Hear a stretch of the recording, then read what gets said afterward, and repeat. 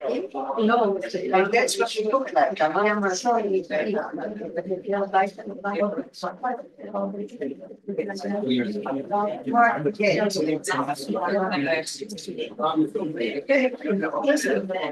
Okay, good evening. I think we could start slowly.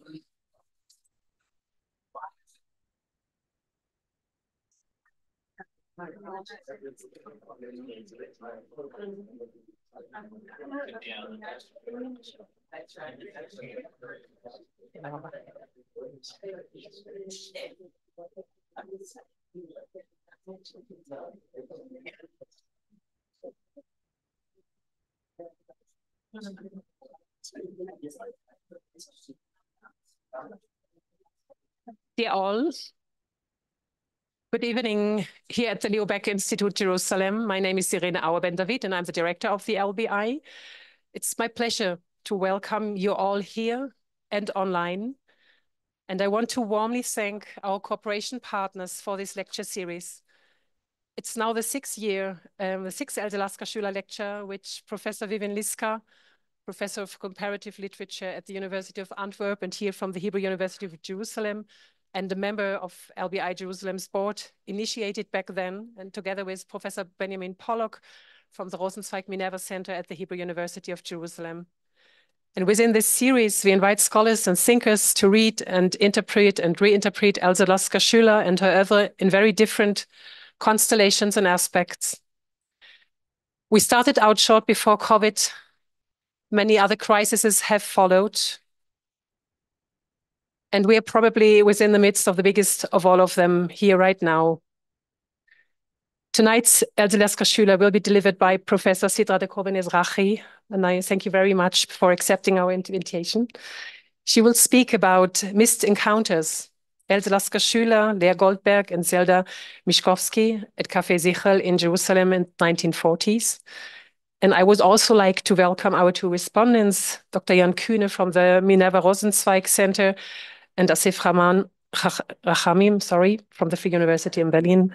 Thank you all for being with us. Vivian.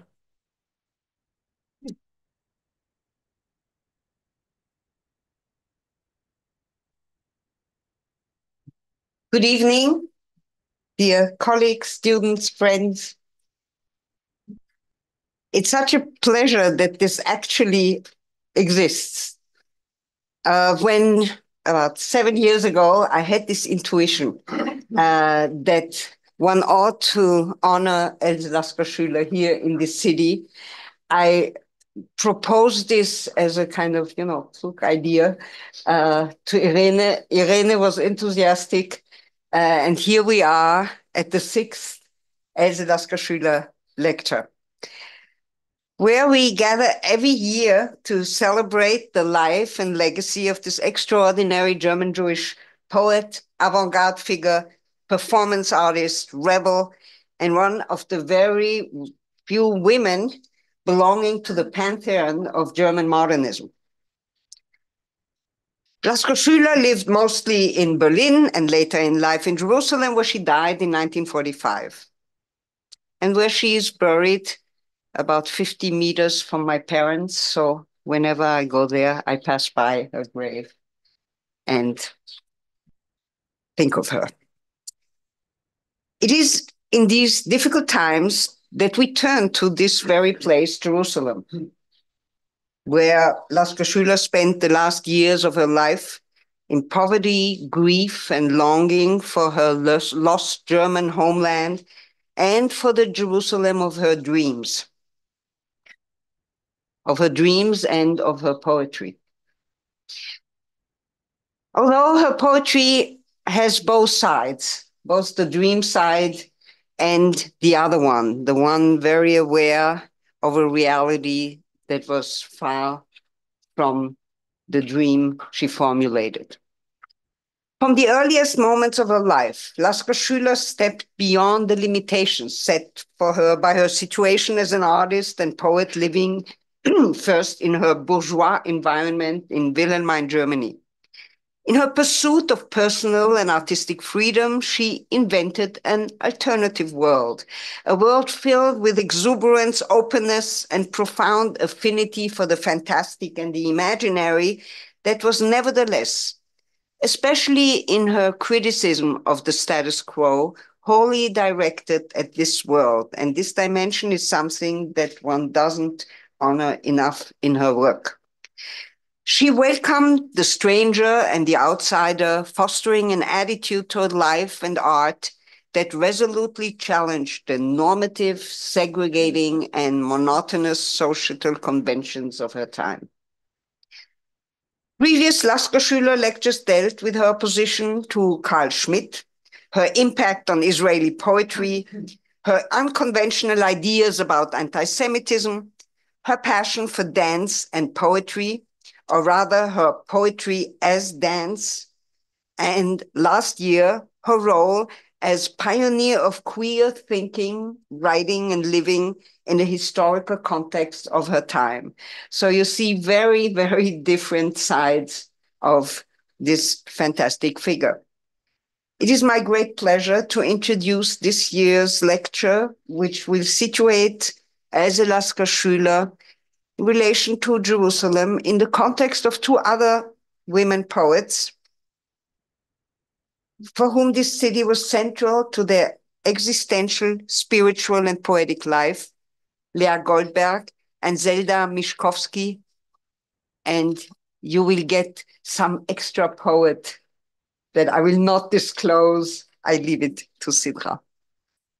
I'm deeply grateful to all those who have made this event possible. My sincere thanks go to the Leo Baeck Institute, particularly Jerusalem, particularly to Galili Shachar, to Sharon Livne. So Galili Shachar is the chairman of the board, to Sharon Livne, who, like always, designed beautiful posters, and to the director of the Leo Baeck Jerusalem, Dr. Irene Auer-Ben-David, with whom I've been cooperating in organizing the Lasker-Schüler lecture for indeed the sixth time now. I also want to thank our cooperation partners, Professor Amir Engel from the German department and Professor Benjamin Pollack, who is here. Welcome and thank you. The director of the Franz Rosenzweig Minerva Center, both at the Hebrew University. A special welcome here to the students of the courses I'm currently teaching at the Hebrew University, as well as at Bezalel, on German modernist literature this semester. In one of the courses on Bible in German Jewish modernism, I will be teaching Else Lasker-Schüler to a wonderfully inspiring group of students. So thank you for being here. Most of all, I want to thank the speakers of this evening, and I must admit that I love this constellation of one of the foremost Israeli literary scholars, and especially of poetry, Professor Sidra de Koven-Ezrachi, and two younger scholars to whom she has in many ways served as an inspiration in their research and as a model of a life in literature and poetry. To call Sidra a scholar of poetry doesn't quite do justice to the poetry of her own writing. The beauty and depth of her readings of literary and lyrical texts, and at the same time, her commitment and concern about the ethical and political urgencies of the day. And it is rare to see these two combined to such perfection. Sidra, thank you, even if it's just for that, beyond you being here, and even the being here calls for my gratitude endlessly. I knew her work before I knew her personally. And I remember my admiration of Sidra's erudition and sensibility when I read her booking passages, a superb exploration of the meaning of exile and homeland in a complicated constellation here in Israel, and the way it manifests itself in literature. Today, I have the opportunity to express my gratitude to Sidra for the privilege of being friends for many years. May it continue like that. Ad merestem. It is also with great pleasure that I want to thank the two respondents of this evening, Dr. Jan Kühne, with whom I'm currently teaching a course, and Dr. Asif Rachamim, who is also participating in this course, and I've known them for quite a while, and this is, as far as I'm concerned, among the best that the intellectual and literary life here has to offer. Together, tonight's speakers will undoubtedly provide valuable insights into the significance of the life and work of Lasker-Schüler and enrich our understanding of her contributions as one of the Jerusalem eccentrics, and I'm taking this from your text, that contributed so much to the magic emanating from this city. By examining her unorthodox personal choices, her resistance against social, political, and other constraints, and her relentless pursuit of poetic truth, we celebrate her this year again as a visionary who defied everything that was constricting, that was normative in her time and in ours. Sidra, thank you so much. Just a few words to officially introduce you. Sidra de Koven-Ezrachi is Professor Emerita of Comparative Literature at the Hebrew University of Jerusalem. She has written on subjects ranging from representations of the Holocaust in post-war American, Israeli, and European culture to the configurations of exile and homecoming in modern Jewish literature. In 2007, she became a Guggenheim Fellow, and her most recent publication, what a superb book, Figuring Jerusalem, Politics and Poetics in the Sacred Center, won the National Jewish Book Award in 2023. Sidra, thank you so much for being here.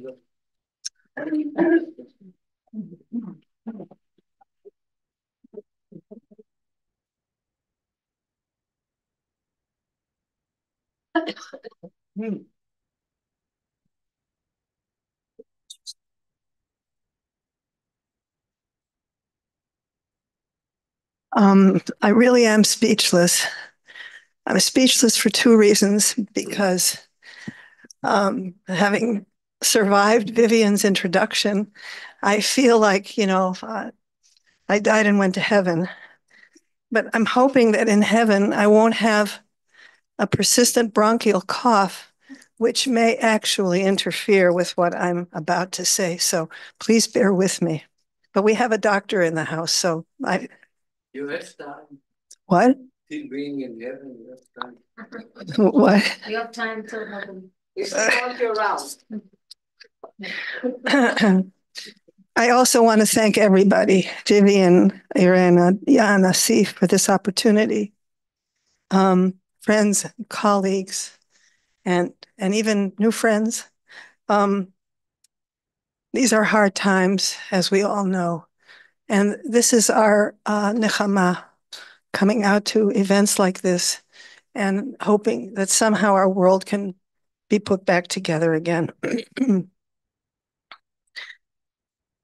My remarks tonight are taken in part from a soon-to-be-published essay on Jerusalem and the poetry of Leah Goldberg, Yehuda Amichai, and Zelda Mishkovsky. And I'd like to add on a personal note that it was my pleasure and honor to have had some personal contact with each of these poets of Jerusalem, not with Lasker-Schüler.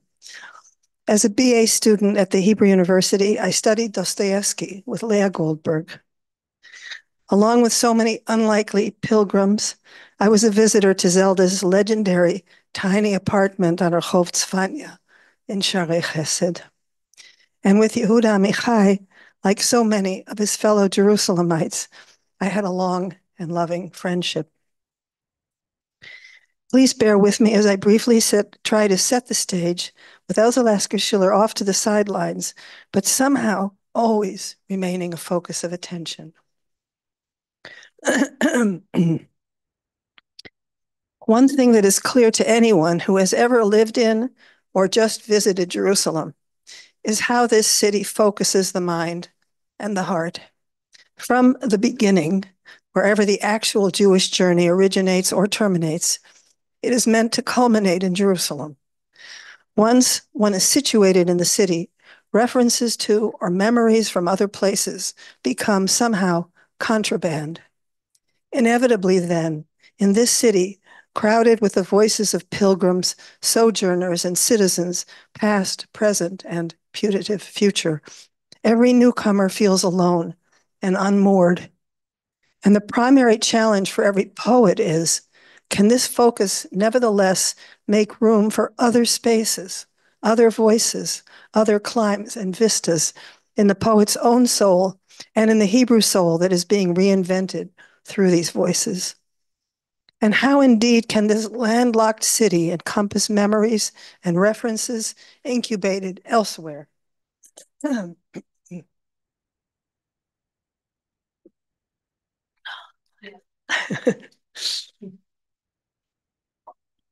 Whatever the answer to that question, Jerusalem may be the most poetry-saturated city in the world, certainly in the Jewish world.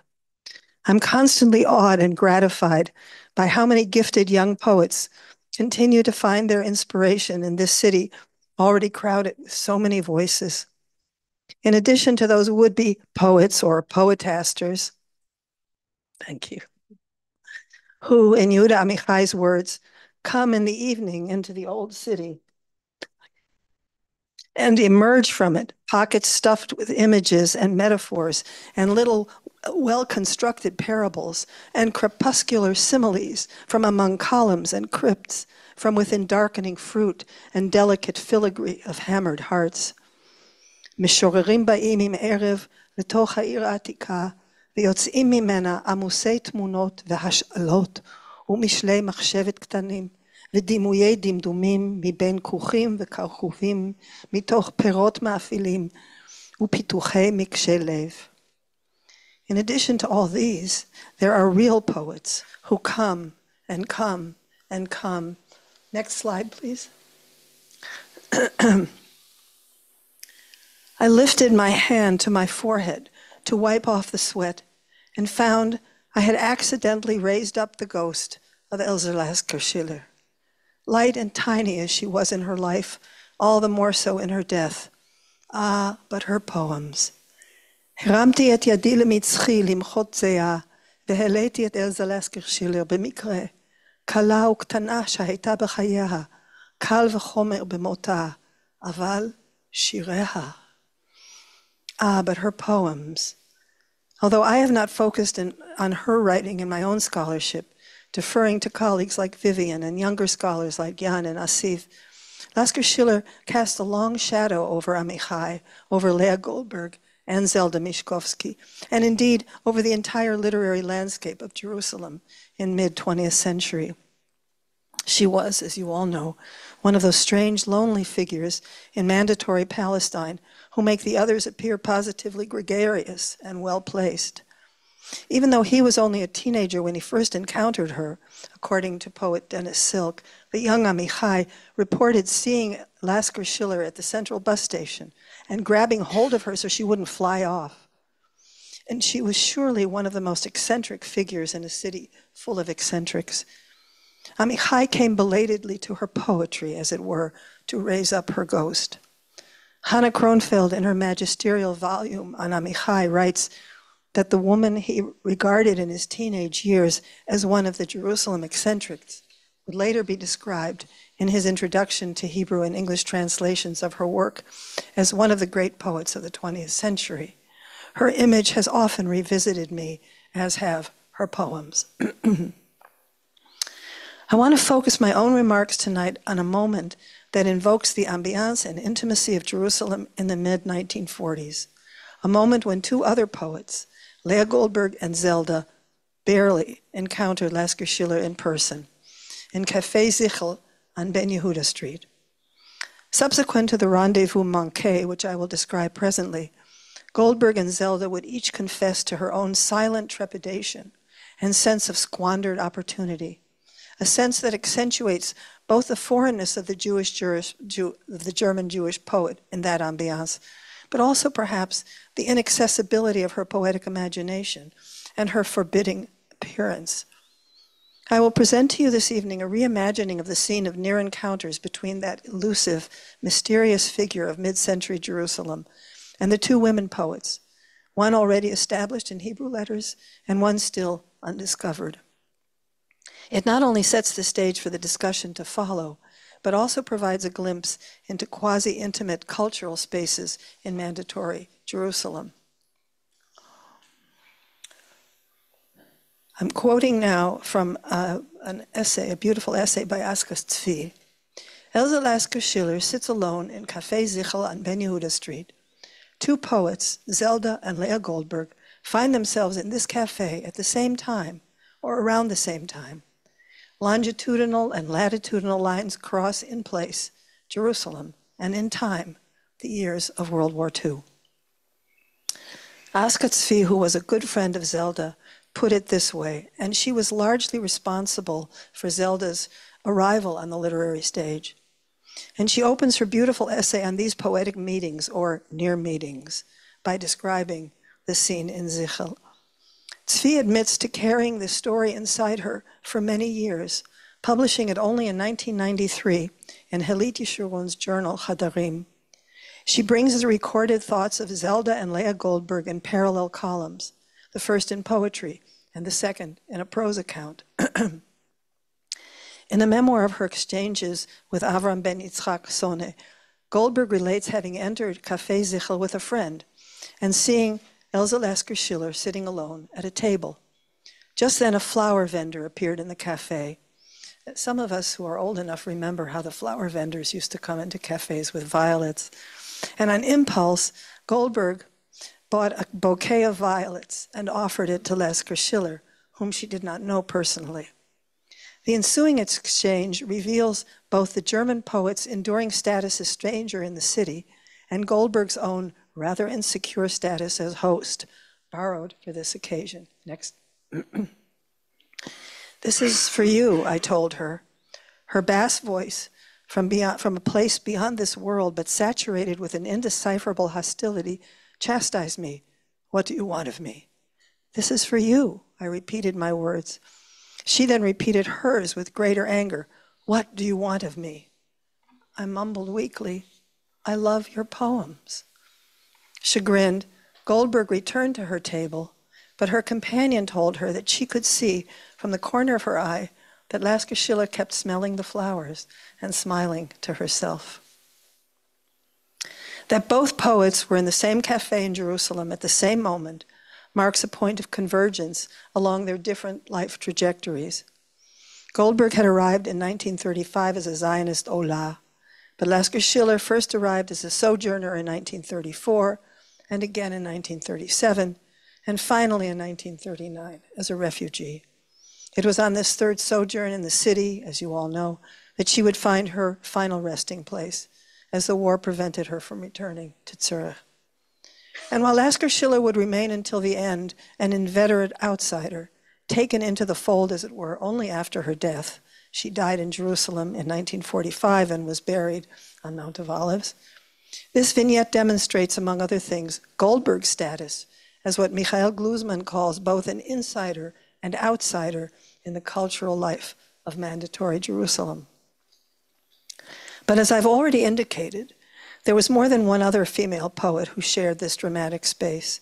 Zelda Schneerson, before her marriage and before she became simply known as Zelda, relates her own diffidence in encountering the great and unapproachable German Jewish poet in the same cafe and at the same moment. Beginning a poetic letter to her aunt with reference to herself as a young, anonymous woman, she relates watching the exotic and lonely German Jewish poet smelling the violets she has just received. Zelda then responds in the idiom that would become in time her personal trademark. Next one. My own affinity for the element of fire is elusive and hidden, while her affinity for the source of light and destruction is apparent to everyone. שייכותי שלי ליסוד האש רחוקה ונסתרת, ושייכותה שלה למקור האורות וההרס גלויה קבל עם. In this poetic confession, published many years later, Zelda continues, I longed to offer her my hand, but remained glued to my chair. Full of self-doubt, the young woman then reports running out of the cafe into the street, knowing somehow that she has missed her calling, missed her moment, the purest moment of my life. שהחמצתי את הרגע הזך ביותר שבחיי. From there, Zelda's desperate state brings her, she writes, to a stay in a hospital, and the discovery that in the meantime, the mysterious German Jewish poet has died. As it happens, Leah Goldberg was only 3 years older than Zelda, but seemed to have come from another generation and another world. Goldberg's feelings of guilt about the encounter with the German Jewish poet, expressed in circuitous ways in her exchange with Avram ben Yitzchak Sonne, suggest her sense of both responsibility as an established poet and her helplessness to change anything in a system that marginalized artists like the exotic Lasker-Schüler, as well as her own ongoing feeling of displacement and personal fear of insanity.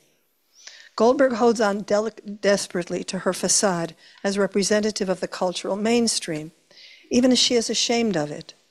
In the enigmatic words of Ruvain, after returning to the pit where he and his brothers had abandoned Yosef, she mocks her own normal life.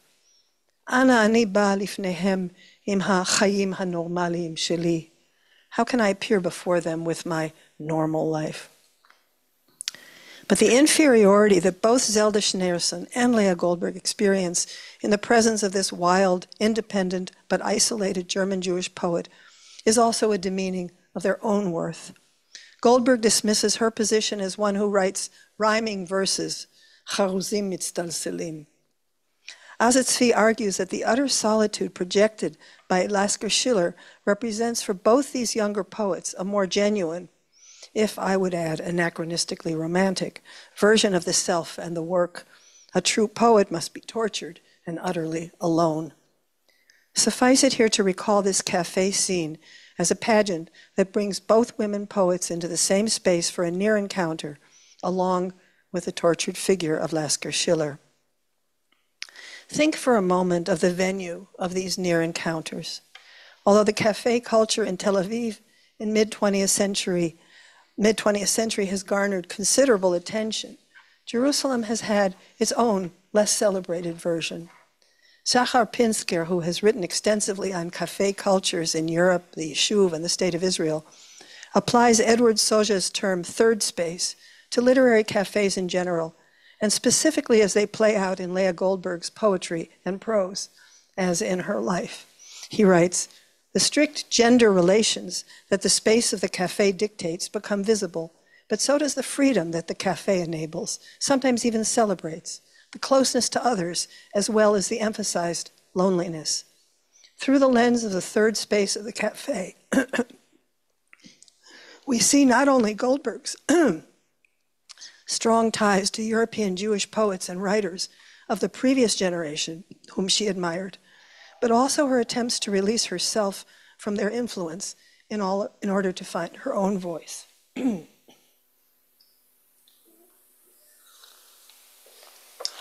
struggling to find my voice.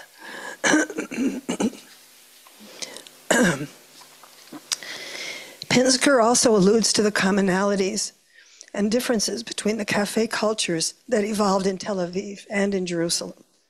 It is noteworthy that in Agnon's magnum opus, Tmol Shel Shom, the narrator depicts the transactions, literary, ideological, and political, as conducted in cafes in the nascent city of Jaffa, Tel Aviv, by contrast to the old worldly, religiously tinted spaces and pursuits in Jerusalem. Now I want to move from the third space of the cafe to a glance at the place of Jerusalem itself in two poems by Zelda and Elza Lasker-Schüler. Perhaps it will seem surprising, given her practice as an Orthodox Jew, that Zelda did not elevate Jerusalem itself as holy space. As Chaim Be'er and Bilha ben Eliyahu comment in their conversation on Zelda and Jerusalem, for this poet, holy Jerusalem is located in domestic space, in the home she shared with her mother, and then with her beloved husband, Chaim Mishkovsky. Hardly ever does she relate to the Temple Mount as the center of holiness. One would, in fact, be hard-pressed to find references to the sanctity of the Old City, the Wailing Wall, or the Temple Mount in her entire poetic oeuvre. Indeed, for Zelda, as for Goldberg and Amichai, it is distance itself that secures the sanctity of the soul. To demonstrate this, I would reference the other point on her compass that does provide her with a horizon, Haifa. Reminiscent in its own idiom perhaps of Goldberg's Tel Aviv and her poem by that name, Zelda's Haifa and the Carmel Mountain constitute a repository for her private memories, as well as a topos for the human comedy and what she will call the mortal element. In many of her poems, beginning in 1971 with the publication of Carmel Ha'inere, the Invisible Carmel, Zelda's poetic soul connected with a space that would function as an alternative to Jerusalem. Perhaps the most telling is the title poem of that volume, in which the city on the seacoast is explicitly juxtaposed with the stern gaze of Jerusalem's sky. Next one. When I die, to become another essence, the invisible Mount Carmel, which is all mine, all the quintessence of joy, whose needles, cones, flowers, and clouds are carved into my flesh, will part from the visible Carmel, with its boulevard of pine trees descending to the sea. Does the pleasure of a red sunset come from the mortal element in me, and the pleasure of earth's perfumes, and the moment when the sea bursts into spray, and the moment of return to the stern gaze of Jerusalem's sky, to the Supreme One? Is all this from the mortal element? כאשר אמות לעבור למהות אחרת, ייפרד הכרמל האי-נראה, שהוא כולו שלי, כולו תמצית האושר, שמחתיו, אצטרובליו, פרחיו וענניו, חקוקים בבשרי, מן הכרמל הנראה, עם שדרת האורנים שיורדת לים. האם תענוג השגיאה האדומה הוא מיסוד התמותה שבי, ותענוג הבשמים ורגע ערפילי המים ורגע השיבה למבט התקיף של שמי ירושלים, לעליון על הכל, האם מיסוד התמותה הוא? Not only does Mount Carmel provide a glimpse of the sea and a panorama of vast oceans and imagined continents, it also furnishes, like those oceans and continents, a repository of private memories and sheer personal pleasure in nature that is inflected by holiness, but is not in itself sacred space. The invisible Mount Carmel, which is all mine, all the quintessence of joy, whose needles, cones, flowers, and clouds are carved into my flesh. The mortal element, our one-time human self that experiences the pleasure of earth's perfumes, appears as both antithesis and antidote to the stern gaze of Jerusalem's sky, to the Supreme One.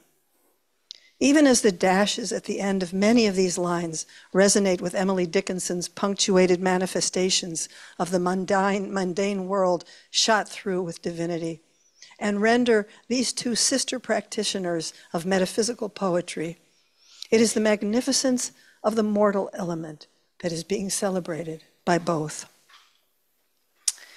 Let me conclude now with a glance at the poem Sulamit by Elsa Lasker-Schüler. I am not a scholar of her poetry and will not claim this poem's centrality to her oeuvre or her vision, but it does create an intriguing dialogue with Zelda's juxtaposition of Jerusalem and the Carmel. Could you read this in the German for me? It's the next one. Sulamit. Oh, ich lernte an deinem süßen Munde zu viel der Seligkeiten kennen. Schon fühle ich die Lippen Gabriels auf meinem Herzen brennen. Und die Nachtwolke dringt meinen tiefen zitternden Traum. Oh, wie dein Leben mir winkt. Und ich vergehe, blühend im Herzeleid und verwehe im Weltraum, in Zeit, in Ewigkeit. Und meine Seele verglüht in den Abendfarben Jerusalems. Next one. Oh, from your sweet mouth, I learned too much of bliss. Already I feel Gabriel's lips burning on my breast, and the night cloud drinks my deep dream of cedars. Oh, how your life beckons me, and I dissolve with blossoming heartbreak, and I drift away in the universe into time, to eternity, and my soul burns away in the evening colors of Jerusalem. Vivian commented in her note to me on this poem, it's about the earthly and the heavenly Jerusalem. If there's time, I'd love to hear Vivian expand on this, in addition to the enlightening comments you will hear from Asif and Jan. But here I will just say that in a strange way, given Lasker-Schüler's eccentricities as a poet, this poem is more conventional in Jewish terms than Zelda's poem. Recall that the Shulamit appears in Shir HaShirim, the most secular text in the Hebrew Bible. Without rabbinic intervention through generations of Talmudic acrobatics, there would be no connection to the divine in that Megillah. In Lasker-Schüler's poem, the speaker, speaking to the Shulamit or as the Shulamit, drifts away, and it drifts away in the universe into time, to eternity, as my soul burns away in the evening colors of Jerusalem, imbuing her Jerusalem with the mystical quality projected upon it since the destruction of the Second Temple. This Jerusalem, where we are all gathered tonight and many of us live, has never been more threatened by the suffocating claims of holiness, or in Zelda's words, by the stern gaze of Jerusalem's sky at the moment of return to the Supreme One. Lamabata takif shel Shmei Yerushalayim la'elyon halakol. With these intersections and deviations, I invite the comments of my wonderful colleagues, Jan, Asif, and Vivian. Thank you.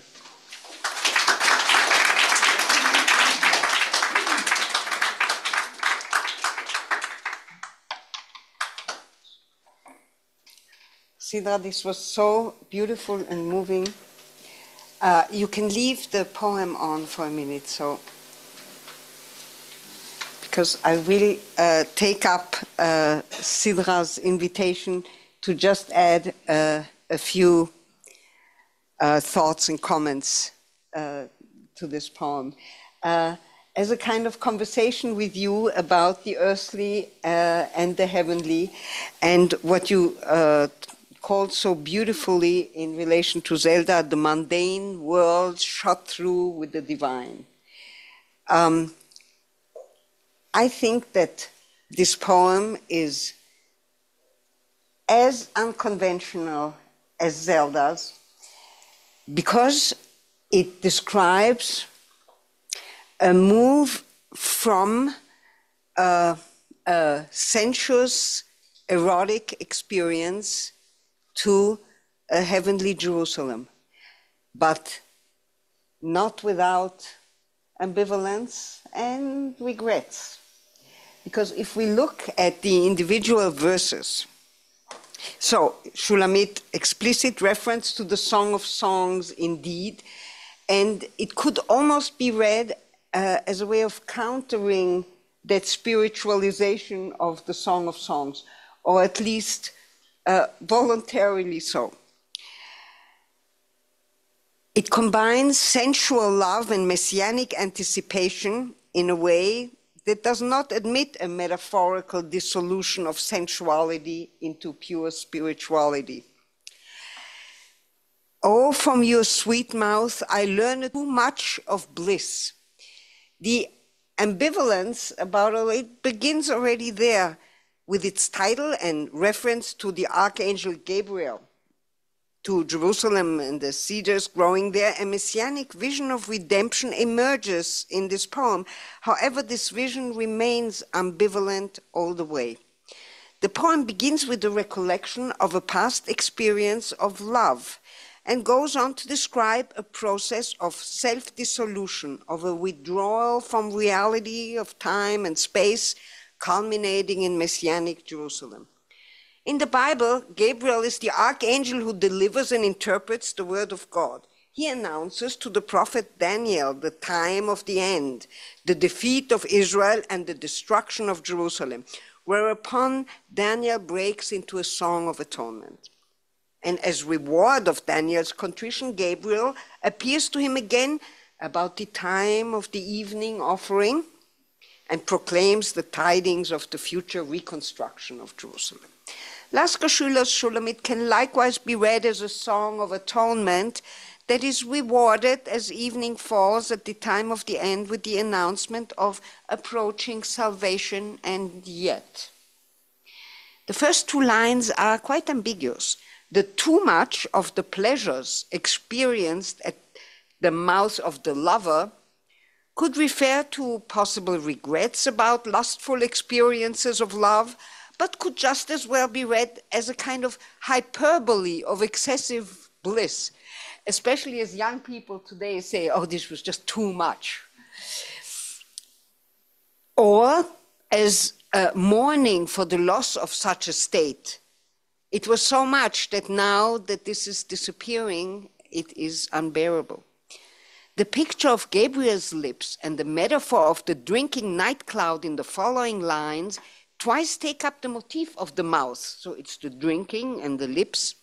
And step by step, the physical figure of the lover, first addressed as you, is replaced by an abstraction.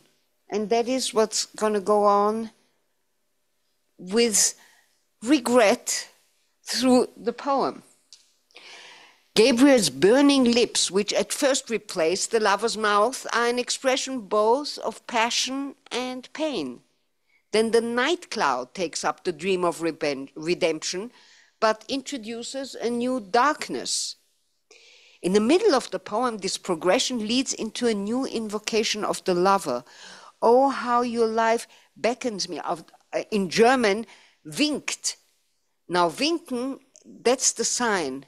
And it can mean both a sign of saying hi and goodbye. So it can suggest both a greeting and a taking leave, and embodies all the ambivalence with which the eye of the poem faces this development. This duality becomes even stronger in the second half of the poem. The words dissolve, drift away, burn away, vergehen, verwehen, verglühen, point to the sense of loss brought about by the spiritual redemption. Erotic love is forfeited, along with the existence of the physical world. The heart blossoms and suffers at the same time. At Gabriel's kiss, it still bore traces of burning passion, but now when the world evening falls and when the messianic Jerusalem comes, it burns up as a purely spiritual soul. The invocation of the messianic state of worldliness is accompanied throughout by a sense of mourning. In contrast to the orthodox metaphorical sublimation of the Song of Songs, Lasker-Schüler marks the loss that accompanies the transformation from sensual experience of love to spiritual unification. In the poem, eroticism and spirituality are simultaneously analogous and opposed. Shulamit is not wholly absorbed into the image of a people yearning for God, the traditional reading of the rabbis, but remains a lover caught between conflicting longings. And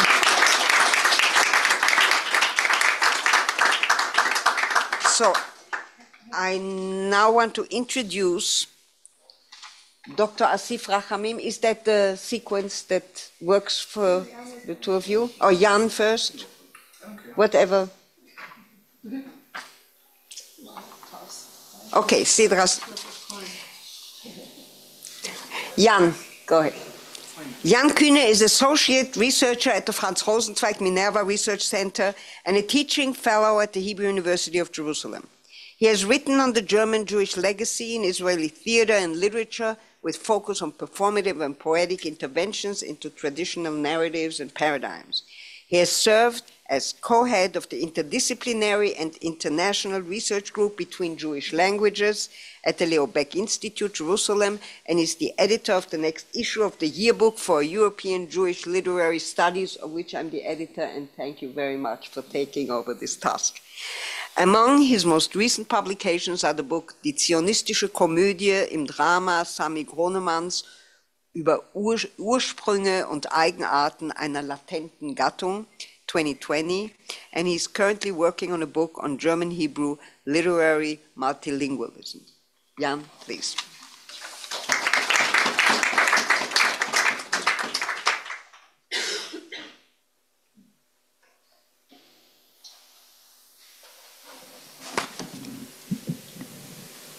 Thank you very much, Vivian. And ever since I arrived in Jerusalem in 2005, Sitra has practically accompanied me as an academic and spiritual mentor. And it's a great pleasure of having met all these wonderful people in Jerusalem that are also partly here in this room today. It's a true pleasure. I also would like to acknowledge my doctoral father, Jakob Hessing, who has written extensively on Lasker-Schüler, and I owe much of my insight into this truly extraordinary poet to him. So my comment to you is called From Erotic Attraction to Morbid Reflection, Lasker-Schüler's Poetic Transformations of Jerusalem. Unlike the writers presented here by Professor Sitra de Koven-Ezrachi in her enlightening talk, Lasker-Schüler is, of course, not a Hebrew writer. However, at times, she saw herself as a Hebrew poet, as conveyed by the title of her book, Hebrew Melodies, and a famous quote passed on by Rachel Katinka and Uri Tzvi Greenberg. Nevertheless, the language in which she wrote was German. Such discrepancy between self and other perception is characteristic of Lasker-Schüler's poetic oeuvre and its performative aspects. This radical degree of artistic freedom is also reflected in her image of Jerusalem, a primary source of her creative inspiration.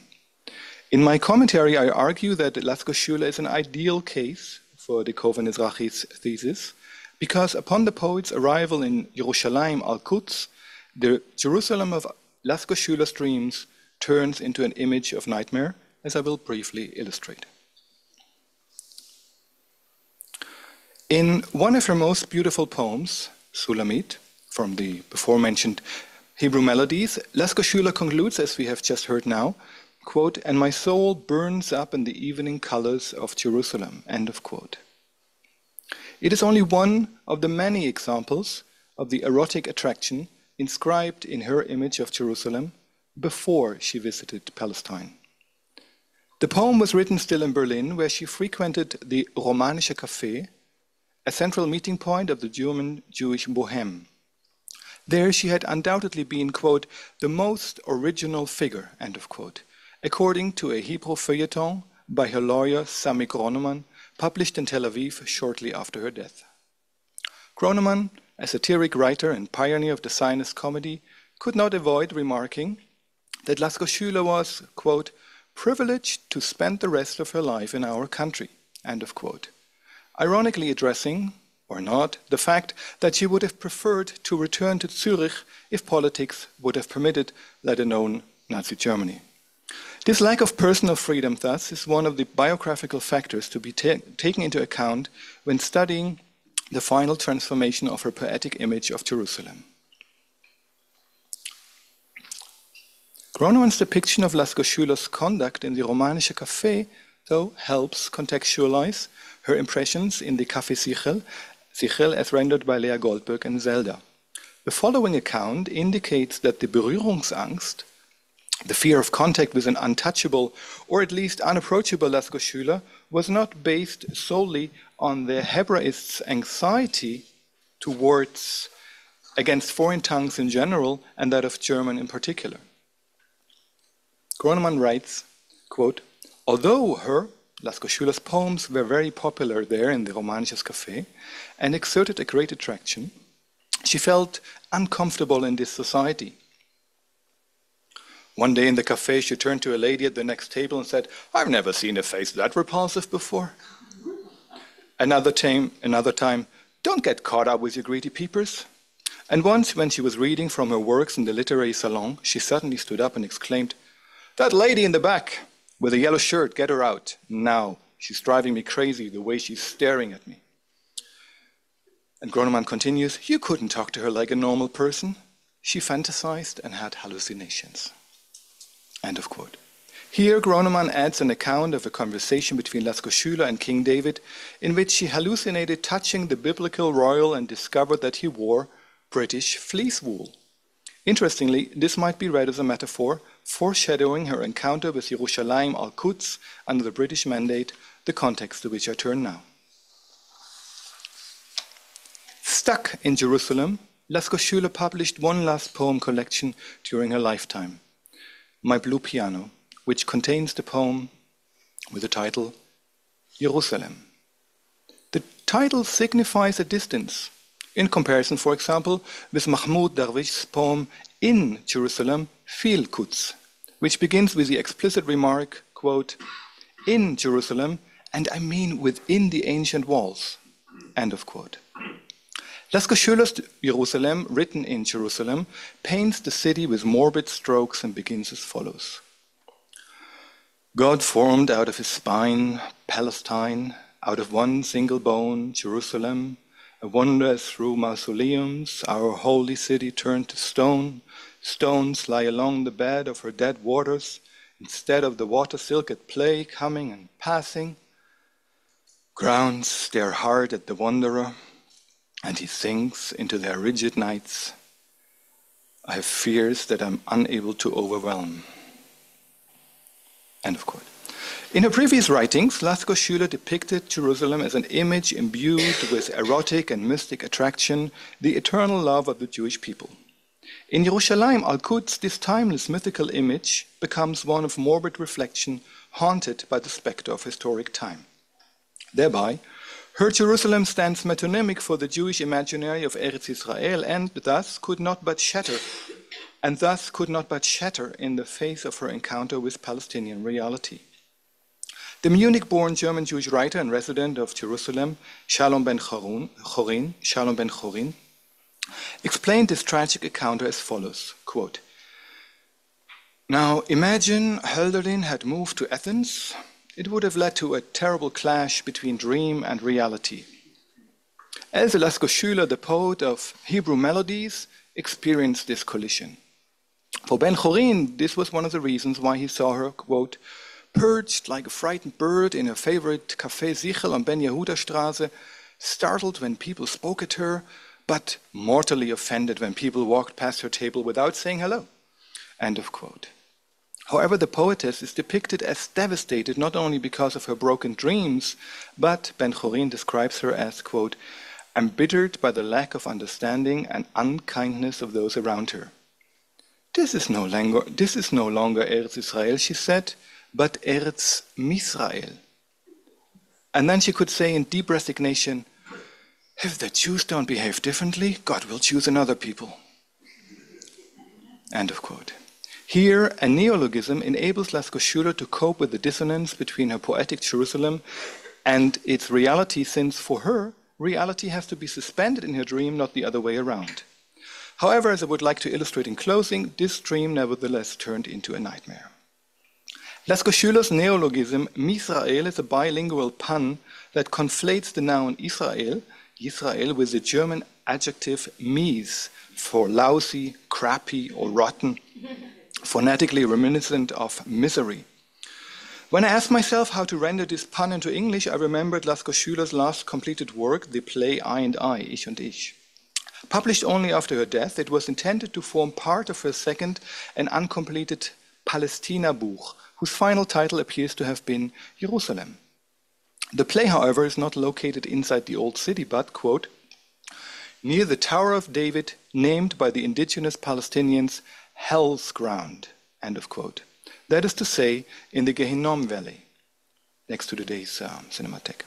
Lasker-Schüler's Palestinian oeuvre, therefore, never arrived at the mythological center of historic Jerusalem on which she projected her poetic love. Rather, in coming only as close as to the adjacent hell ground, her morbid reflection on Jerusalem, pas pro toto for her perception of Israel, that is, her pan Misrael, could accordingly be rendered into English as Isra Hell. Else Lasker-Schüler was broken by her encounter with earthly Jerusalem. Her experience of the contrast to her poetic image of the city led to a split in her personality. However, in writing her play I and I, which closes Lasker-Schüler's oeuvre with the impression of a hellish pandemonium, she managed to reunify her broken self. The play suspends the antagonism between Faust and Mephistopheles, who remain submerged into a unity of opposites, into one I and I. Quote, "You forget, my friend, that I am your own devil," reminds Mephisto Faust, and the character of the renowned theater director Max Reinhardt explains, in Brechtian fashion, Dafka, quote, "But now, before we go on miming, I assume you realize, ladies and gentlemen, that Mephisto and Faust are twins. Yes, they are, and always have been one person." The denouement, the final scene of the play, following a satirical revenge orgy for the Nazi leaders, finally brings both personality parts of the poetess together again. Quote, "But my divided primeval animal that forms I and I grants me a new life, and through the renewed unfolding of I and I come to myself clarified and Pentecostally purified. He who laughs last, angel or devil and man, humankind, laughs best." In this suspension of opposites, thus, Lasker-Schüler's approach to Jerusalem is comparable to that of Dekova and Ezrachi's protagonists, who, as she argues in her paper, ultimately managed to escape the binary trap. End of quote. Lasker-Schüler's I and I, thus, can also be read as yet another variation on the power of love to unify opposites. It is through the poetic making of this kind of love that her Sulamit burns up in the evening colors of an eternally distant Jerusalem, in whose sight the Song of Songs proclaims, quote, "Strong as death is love," end quote. Hazah chamavet ahava. But once this attraction loses its kind love, not in the narrow, compatriotic, but wide, compassionate sense, what remains is merely and miserly as strong as death. Hazah chamavet. Thank you.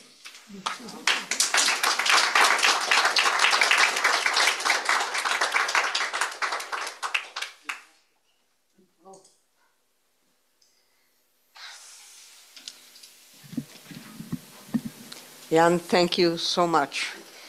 There was something quite uncanny and touching in that way about the presentation, especially those days.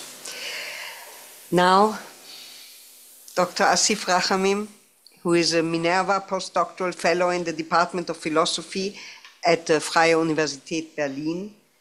His areas of specialization include continental philosophy, critical theory, and comparative literature, focusing particularly on German, Hebrew, and English modernism. He has written on Heidegger, Adorno, Kafka, Bialik, Avot Yeshurun, Paul Celan, and most recently on T.S. Eliot and Ted Hughes.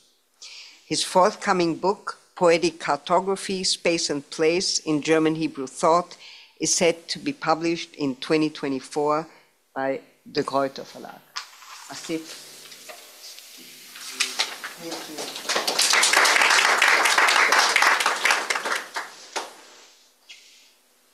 Thank you, Vivian, for this introduction. And Sidra, thank you very much for sharing with us your thoughts and your moving text. It is always a pleasure to think together. I'll begin with a quote. Unlike most capital cities on the world's geopolitical map, Sidra writes, landlocked Jerusalem is a city with no horizon, no ocean, or even a river that gestures towards other vistas, no implied reference to any other topos, end of quote.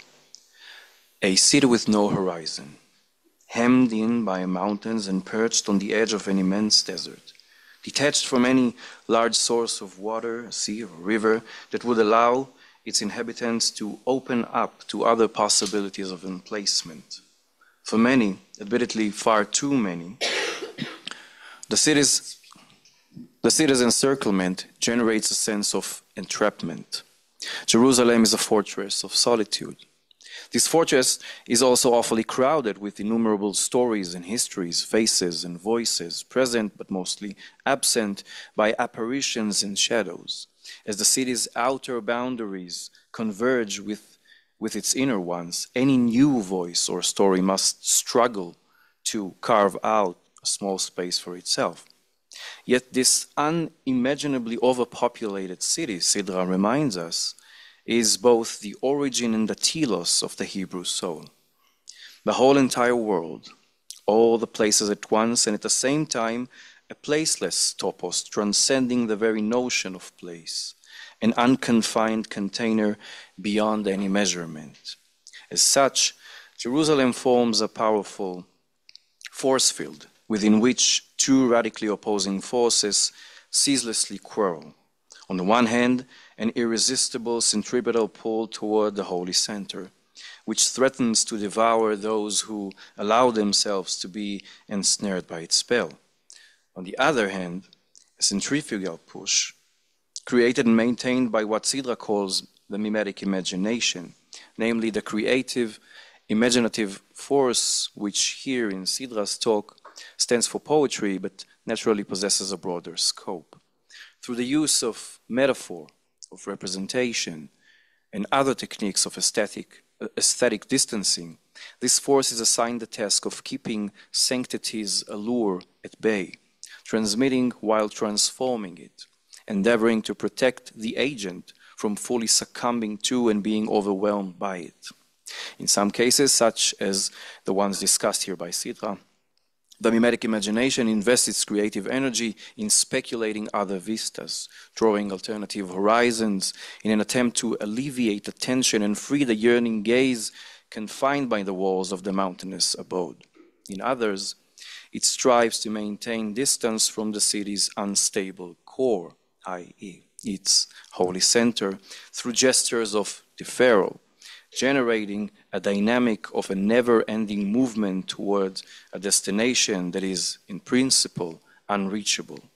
With Jerusalem pulsating within our hearts, Sidra beautifully argues, all of us are destined in one way or another to become a manifestation of the archetype of the wandering Jew. At this juncture, Sidra articulates what appears to me as one of the fundamental questions of her argument, and I quote again, "From the beginning, wherever the actual Jewish journey originates or terminates, it is meant to culminate in Jerusalem.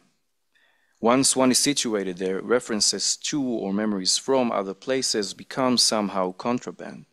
Inevitably, then, in this city crowded with the voices of pilgrims, poets, and citizens, past, present, and putative future, every newcomer feels alone and unmoored.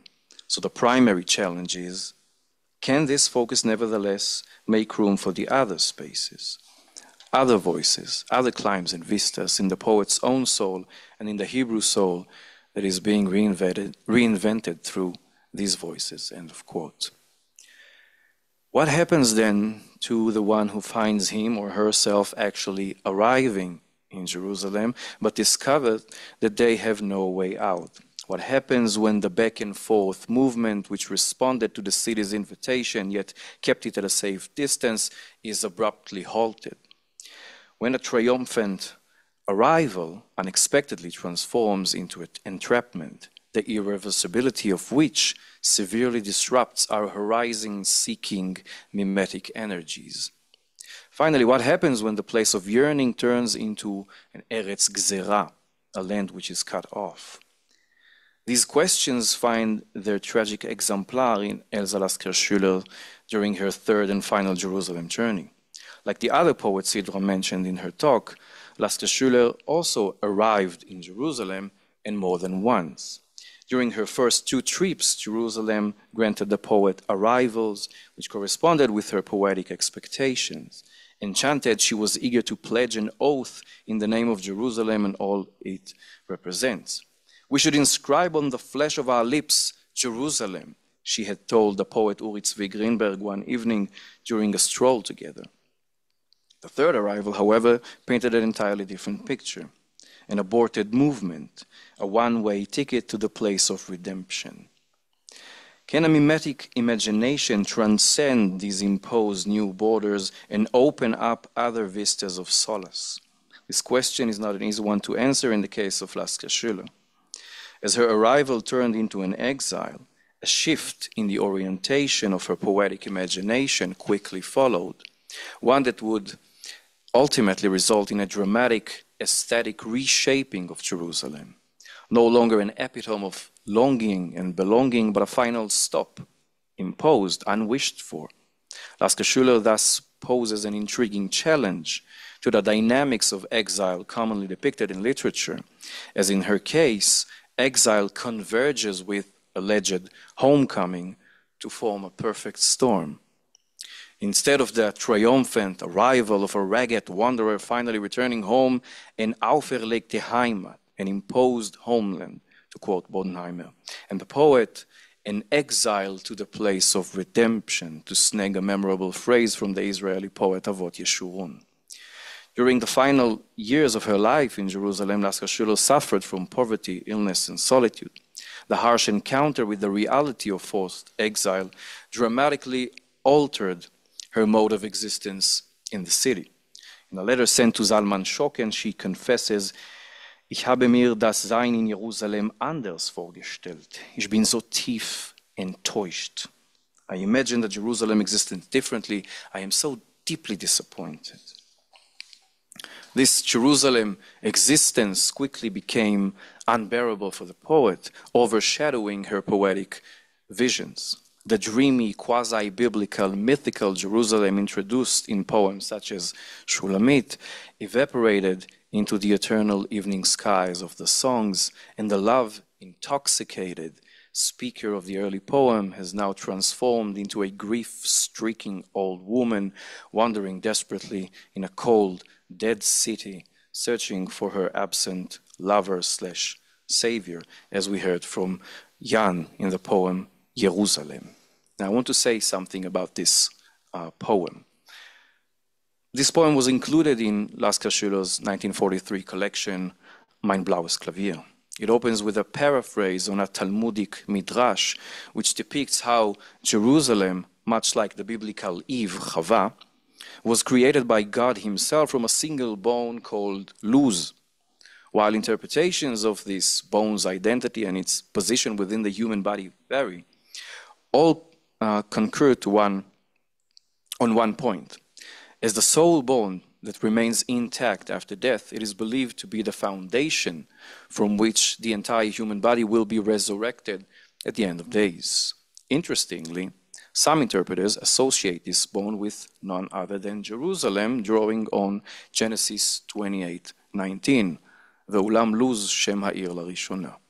They posit that just as men will be brought to life again from this single bone, so too will the entire world be resurrected from creation's luz, namely Jerusalem. Now, the bone imagery can be traced farther back to Lasker-Schüler's 1937 first Palestina memoir, Das Hebräerland, in which she reminisces about how she walked upon the ancient bones of Jerusalem's main street, balancing herself on the city's spine as the ancient synagogue lanes branch off the backbone on both sides like ribs. Yet in this post-exile poem, the bone imagery conveys a profoundly different mood. The city appears dead and petrified, its houses and monuments resembling mausoleums. Not its residents, but the city itself is lifeless, its water sources drained and dried out, and its skeletal appearance testifying to utter demise.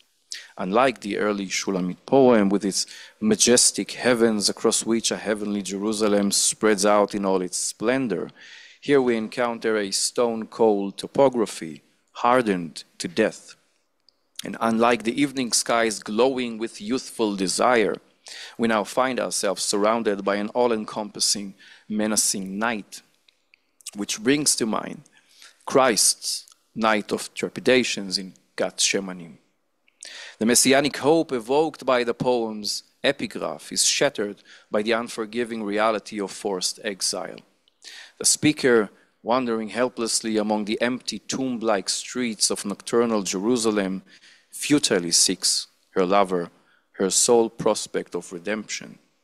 It is worth noting that this poem was placed in the book's original version right between the poems Meine Mutter, My Mother, and An mein Kind, to my child, 2 poems of loss, 2 graves that Lasker-Schüler would never get to visit again, 2 tombstones, and in between, the city of stone. I'll conclude. The imposed stop in Jerusalem irrevocably interrupted Lasker-Schüler's decades-long rhythmic back-and-forth movement to and from the Holy City. The elimination of distance, the consequence of being tethered to the place of redemption, turned Jerusalem into a dead end from which death was the only way out. Unlike Goldberg, Zelda, and Amichai, Lasker-Schüler's exile was never a matter of choice. Forced to set camp in the land of longing, she realized in the hardest way imaginable that this longing was but a figment of her mimetic imagination. The poem Jerusalem and other works from this period, like the wild, eccentric adaptation of Goethe's Faust, the play Ich und Ich, composed during the winter of 1940-41, powerfully attest to this grave realization. Lasker-Schüler's case warrants special attention as it challenges the commonplace dichotomies frequently discussed within the discourse of exile: longing versus fulfillment, wandering versus arrival, exile versus homecoming.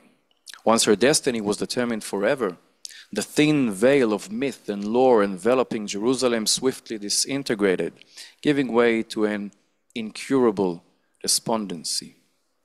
4 years after closing her metaphorical eyes in Zichel family's heaven on earth, in Ich und Ich, Lasker-Schüler closed them once more, this time for good, leaving behind her bones to be nestled by the ones of the city with no horizon, at least until the end of days. Thank you very much.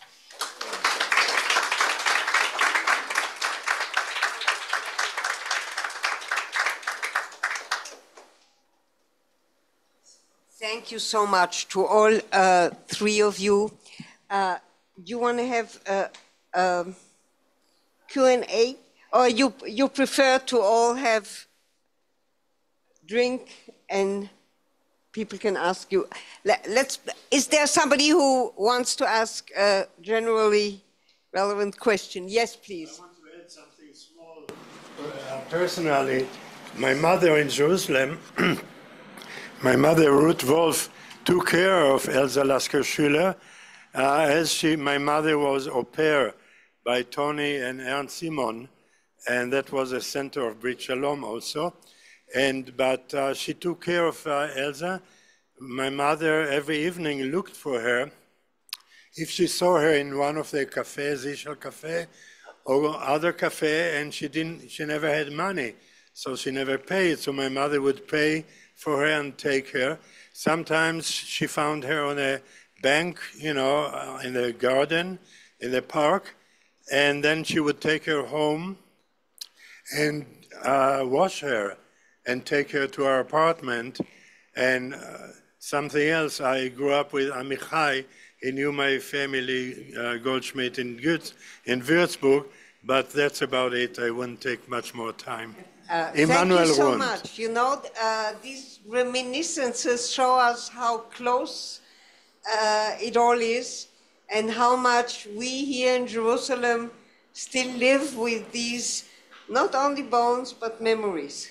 Yeah. And they imbue the city with its spirit that is also perceptible sensually and that we live with for the better or the worse and through thick and dünn.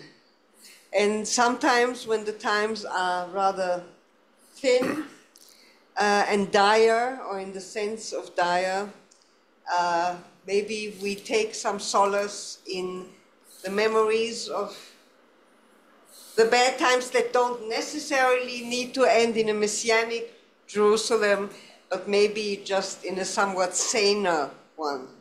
So, in the hope of that, thank you, Leah. Thanks so much to all of you. And thank you, the panel. My name is Immanuel Rund, and I'm planning a film about my Jerusalem that will include everybody, Ben Chorin, everybody, Shmuel Hugo Bergman, Emet Ve'emunah. תודה רבה.